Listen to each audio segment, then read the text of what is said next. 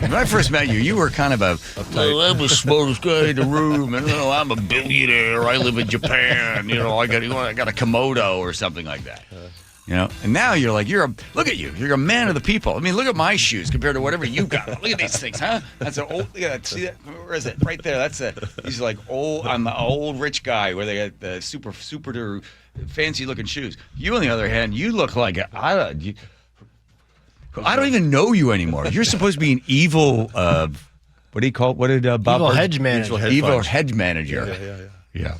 What do you want me to play the horrible stuff they say about you? Yeah, let's go for it. Well, I was going to mention Fitzgibbons. I think it's called, he was intoxicated, right? Isn't that the... Give one. This is the new Brian Heywood. By the way, you can do 10 minutes and then do some audience work as well.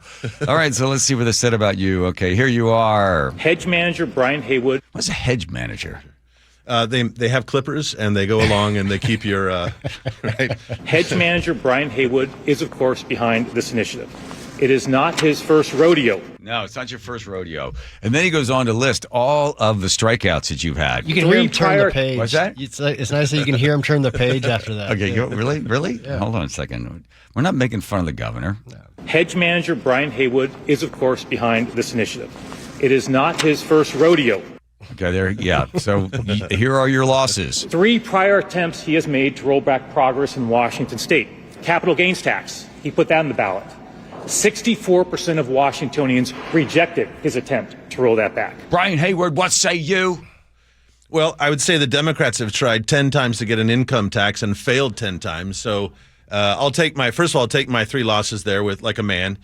Secondly, I was actually 4 out of 7, right? And as I was mentioning to you, Rod Carew, that's Rod Carew. That's better than Rod Carew batting average. I'm Hall of Famer with 4 out of 7. So come on, bring it, Bob, Lord Farquaad.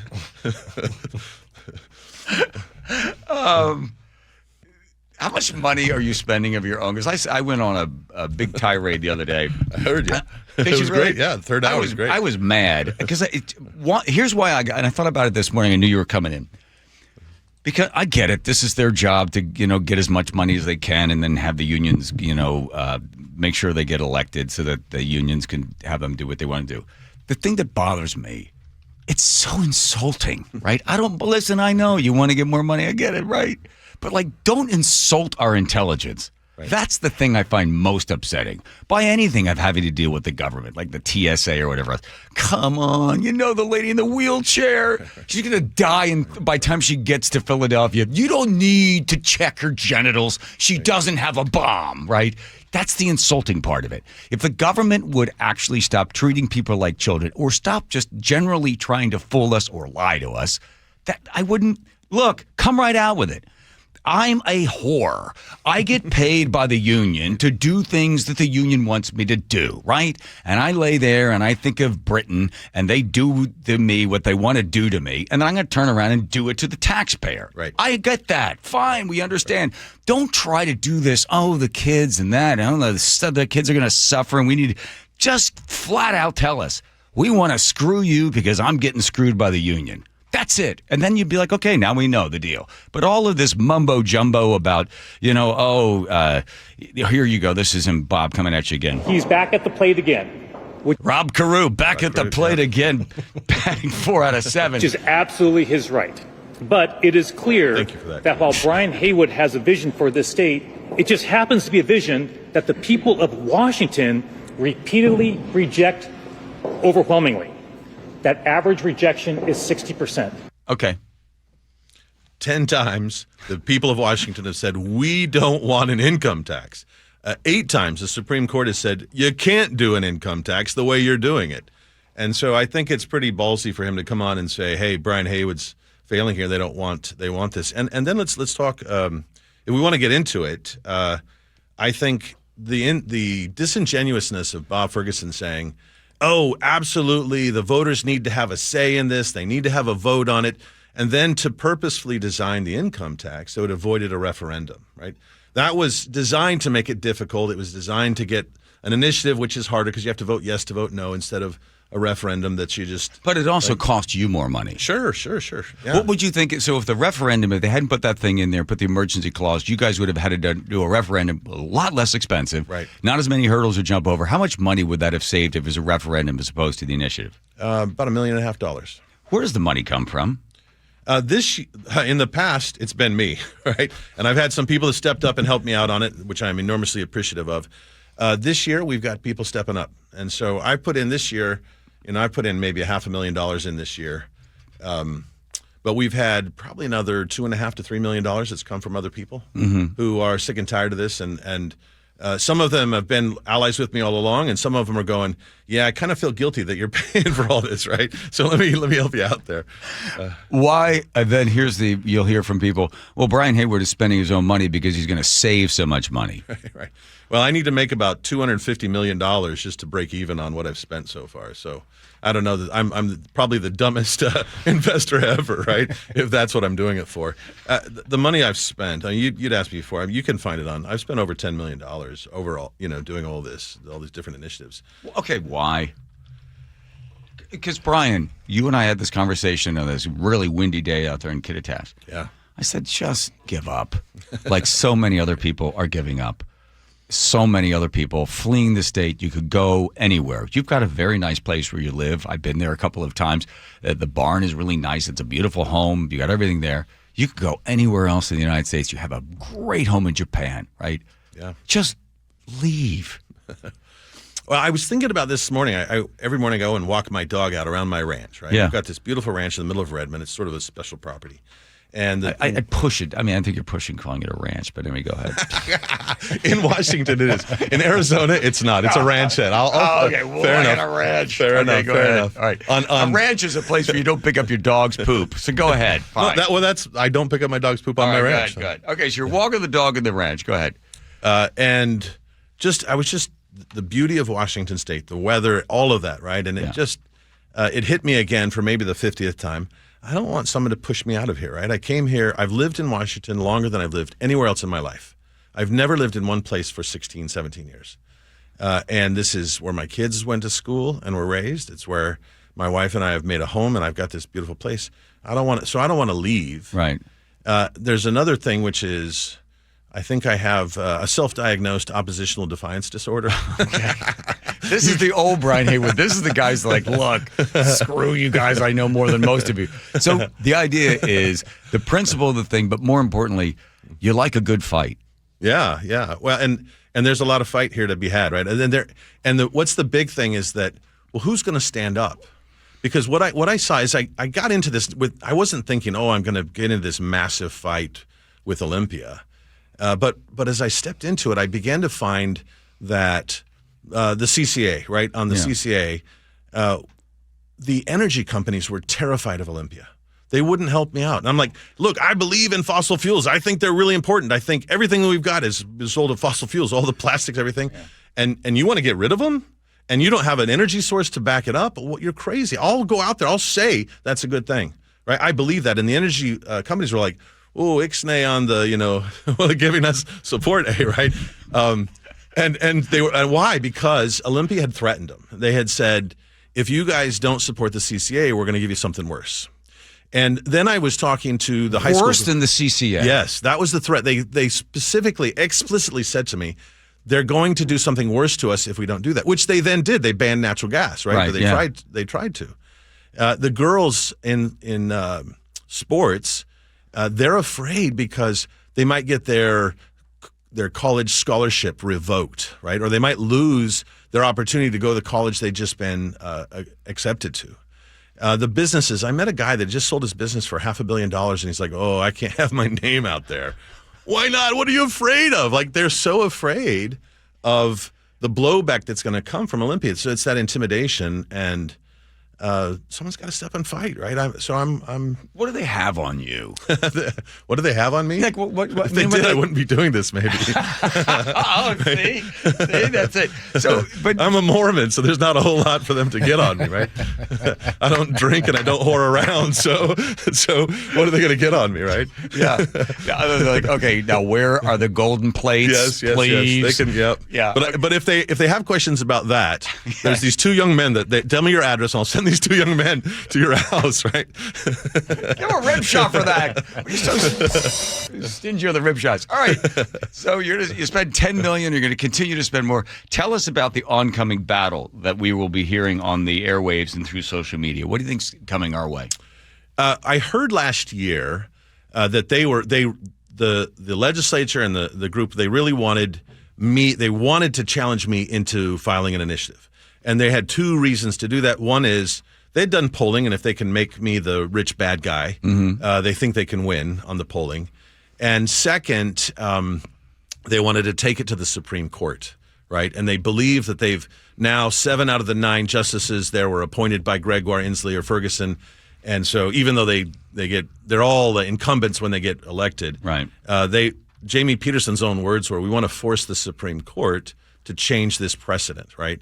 And so I think that there'll be two things that they say. One, Brian Heywood's bad. Rich guys are bad, right? That's part of the message. And you heard it yesterday. Right. And the second will be Jamie Peterson's out there saying, well, this is the Supreme Court got it wrong. This is finally time to rectify this. Our tax is upside down, neglecting the part about them going from 30 billion to 80 billion. Right. Right. We won't That's talk about that. Yeah. But I think it'll be those two messages. And from our side, what's true? Let's talk honestly about the polling. I've seen polling that says if they can pin this as, hey, this is only going to stick on millionaires. It's a good, nice kick in the crotch to millionaires. Yeah. People will vote for it, right? They'll vote to sustain an income tax. But in the polling that we saw, and I don't like doing push polling on our stuff because I don't think it's very valuable. When we ask people, do you think this income tax is coming for you? Just asking that question switched people. They went, it is going to come for me. And so that's the battle right there. The first battle, if you listened yesterday, I'm not sure which was said more, Brian Heywood, bad Brian Heywood, yeah. or millionaires tax, millionaires tax, millionaires tax. Yeah. This is a tax on everybody. And I think that's part of where the battle will be for the minds of everybody that's not had their mind made up about it yet. Yeah. So the other part will be, the commercials will be not only about you, they'll have two different ones. One is that you're a horrible person. The other one is going to be, if this goes away, then kids will not be able to read.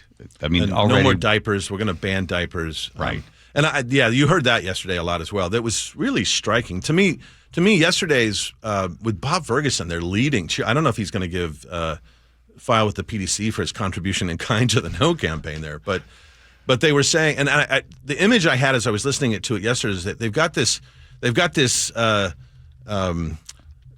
crippled child that they've got a gun to their head, and they say, if you don't pass the income tax, the kid's going to get it. Right? Yeah. They're already funding all these things, and are they though? But yeah, most of the stuff they're already funding. They're just saying more money will go to these things we already fund, and if the income tax gets passed, we're going to have to cut stuff. When you designed this, you said you specifically designed it so they wouldn't be able to say that. Will they be able to say that? No, not with truth. So there's two parts to it, right? There was some specific taxes, for example, the sales tax on diapers and personal hygienes and those kinds of things.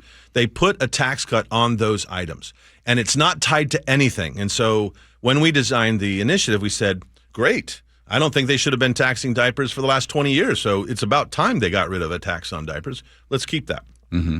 The Washington families, the tax credit for Washington working families, right? Fine, keep it. I don't want to take it away. Yeah. And so we left that in. And if you listen to them yesterday, but we were going to give more money, and right? And if the income tax gets repealed, then all these people will not get any money. Right. Yeah, they will. Whether you vote yes or no, people still get that money. It doesn't take any money away from it. Well, they'll try to combine those two. I added it up because you get a tax break on shampoo and diapers. It adds up to be $10 a year. Here's Bob was asked about reduced funding. Are you committing to veto additional revenue in the upcoming legislative session? Yeah, well, I appreciate you're asking what I would do about 8 months from now or whatever it is. What I'm focused on is proposing budget that I propose. That's what I control. That's what I do. That's what I'm focused on. So I'm going to, if I can just finish, I heard the question. If I can finish, if that's all right. What I'm going to do is propose a budget that does not raise taxes. I'm having meetings with legislators where I'm being very clear about what my expectation is for taxes this coming session, because there has been a lot of taxes, billions of dollars in taxes raised in the past couple of years. So that's going to be something that's going to be important to me, that I'm communicating directly to legislators rather than here in a press conference. Legislative session hasn't even started yet. Happy to take those questions once we get going legislative session. But Okay. He's got a deficit, an enormous deficit coming up. And this guy hasn't even thought about the budget yet? Come on. Really, Bob? I mean, I don't know. Well, he's got 8 months to think He's got about 8 months. Yeah. Oh, we got to fill that $10 billion hole somehow. Yeah, what's on my schedule on Tuesday? Here it is. It's Monday afternoon. I better take a look at that deficit. At a press conference in Ferguson announced the launch of a campaign to fight the repeal on the income tax.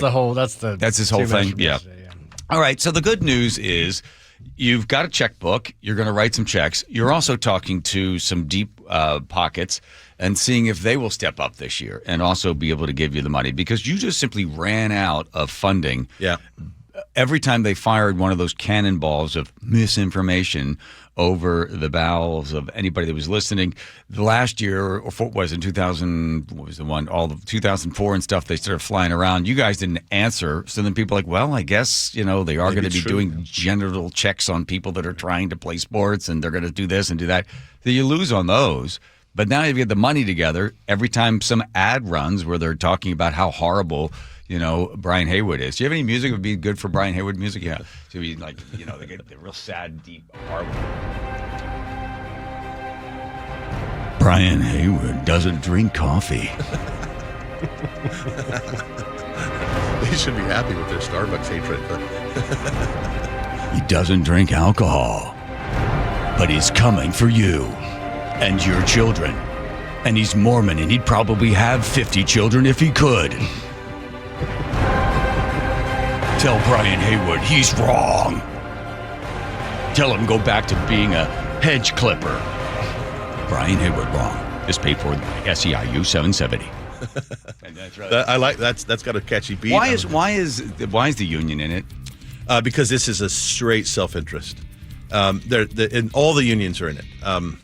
There was one of the things that we did cut was there's something called like Fair Start or something like that. Oh yeah. And that actually gets cut. And it's all about funding the collective bargaining agreement that the unions all signed, right? Yep. And if you look at where this money is, this is. Okay, you gotta stop talking. Do you have like 5 minutes to hang out? I got as much time as you want. Yeah, man. look at him. Hey, he's a millionaire. He can do whatever he wants. Thank you. All right. Yeah. Thank you, Teeny. All right. A fun segment called Give It Some Music. I think of an answer. A question. Questions for Brian Heywood. Here we go, Joe. Okay, a couple of them coming in here. So we had talked a lot about this yesterday. Ominous music. And we had several texts just like this one from Vicky in Concrete, who says another reason the 3 initiatives didn't pass was because of the wording. I personally know people who thought when they voted no on them that it meant they were voting against the law, not the repeal initiative. They were angry when they found out that their votes actually hurt instead of helped. Is that going to be an issue with this particular one? I mean, the same underlying issue is there. That's the reason that they stopped us from doing a referendum, is because you have to vote yes, and it's harder to get a yes vote. So yes, this year, vote yes. If I could say yes again, yes is the word. Yes, say the word and you'll be free. You have to vote yes, and there's 2 things to it. One is that, right, is which way am I voting? And I had people calling me saying, look, I sat down with my grandma. She had no clue how to vote on this thing, and that sort of hard to understand is part of it. We don't get to write that. The Attorney General writes that. So I know people are like, man, you're so dumb. You wrote this ballot title. No, that's not my ballot title. That's the unbiased, always fair, loving the citizens Attorney General's office doing that. Okay. And then there's also a financial impact statement that's coming up next, and that'll be another attempt to try to confuse the voters. Because you put down the bottom, if you vote this way, then all this horrible stuff happens. Children will die, right? Diapers will disappear, and seals will stop clapping. So no matter how they write it, vote it. You already know that yes is the vote. Okay, vote yes. Yes is the word. Good. Yes is the word. Okay, next. Matt in the 425 says, Brian, remember when the lottery got approved in the state, and the state said all this money will be for the schools? That lasted 4 years or so, and then legislators voted to move it to the general fund, which lasted about 20 years before someone like you did an initiative to move it out of the general fund. You might want to add that to your campaign. Well, yeah, and it's not just it's really a good point, because they did the lottery, and then in 2000, when they'd squandered the money, the voters did an initiative in 2000 again to say, no, we really mean that this should go to education. And then in 2009, they moved it out again, and they did the same thing with the marijuana tax. They did the same thing with the property tax. They did the same thing. They're doing the same thing with the capital gains tax. So his point is exactly right. There's a long history of promising people this is going to go to children and then squandering it on, I don't know, legislative booze and hookers or something like that. So maybe those make it into your ad campaigns. The history of broken promises. you got one more? I got one more. This one is, I'm sure I sure know the answer to this one, but Fernando in Seattle says, has Brian ever thought of running for office? He's funny, he's articulate, and apparently has a closet completely devoid of skeletons. Yeah, you did. When I first met you, because that was the thing, we were at Roanoke, right, and word was spreading among all the Republicans there and conservatives and libertarians that Brian Heywood's going to be, he's this millionaire genius guy who lives in Japan or something, and he's really into all this, Eastern culture, and, he's going to be showing up soon. I thought you were going to be there like, who's the horrible martial arts guy? Steven Seagal. Yeah, I thought you were going to come in like Steven Seagal, right? Like, you're throwing people out of the way, right? I use ninja stars instead. Yeah, and I thought, and somebody goes, he's going to run for governor. He's going to run for governor, and that was the big story. And then you were like, what happened at that point? Reality smacked me. Like, it's hard. I think, first of all, you don't know what you don't know whenever. And I 5 years ago, I would have said, yeah, I'm absolutely interested in something that's interesting for me to explore and see if it's something I could do. And I learned a huge amount. The first thing I learned on the initiatives was I didn't know 400,000 people, right? Yeah. That's how many you need to get one initiative done. And I didn't know that, let alone 3.5 million people. Right. There's another one. Brian Heywood doesn't know 400,000 people. But now I do. But now he does. Now I know 1 million something people. Right? The other thing is the big issue here, really, in some ways, the thing behind everything is the enormous amount of union money. That's what we were talking about before.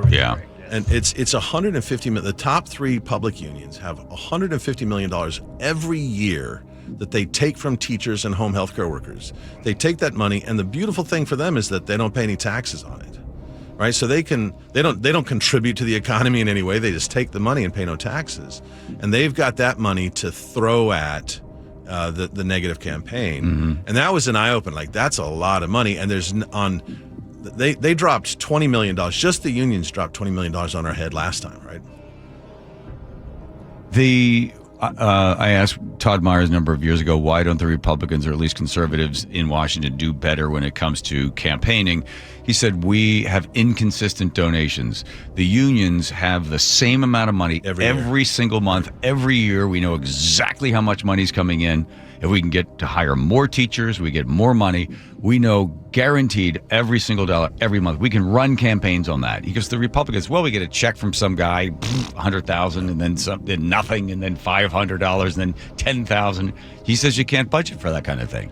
And the state of Washington will always be dominated. It will always be on the left as long as the unions have such a stranglehold. And people are willing to go along with it, right? Yeah. But it's true. And the other advantage that the unions have is that they don't pay taxes. So if I want to spend $10 million, I have to earn $20 million to spend it. If the unions want to spend $10 million, they just take it from the teachers and from the public employees, right? How much will they spend on these initiatives coming up on the airwaves, radio, TV, everywhere? What do you think the unions I think this year they're going to spend $50 to $60 million. They dropped $50 million against us. The total against us last time was 50 with all the groups in. This year, this is existential for them. This income tax is their pig trough for the future. So they're willing to put some money down. And the money comes from? The taxpayer. Wait, the taxpayer pays the union? Essentially, because they're taking money from teachers who the taxpayers are paying. Right? That's right. Yeah. And they're taking money from the home health care workers who the taxpayers pay, because that's all Medicaid. Right, that's right. Yeah. So they're taking tax money, they're spending it on politics to get more union dough. Wow. Well, Brian Heywood, thank you for your time. And let's leave you now with a little bit from Lee Greenwood. And I'm proud to be an American, where at least I know I'm free. even the Mormons. Even the Mormons. Especially the Mormons. It's Brian Heywood.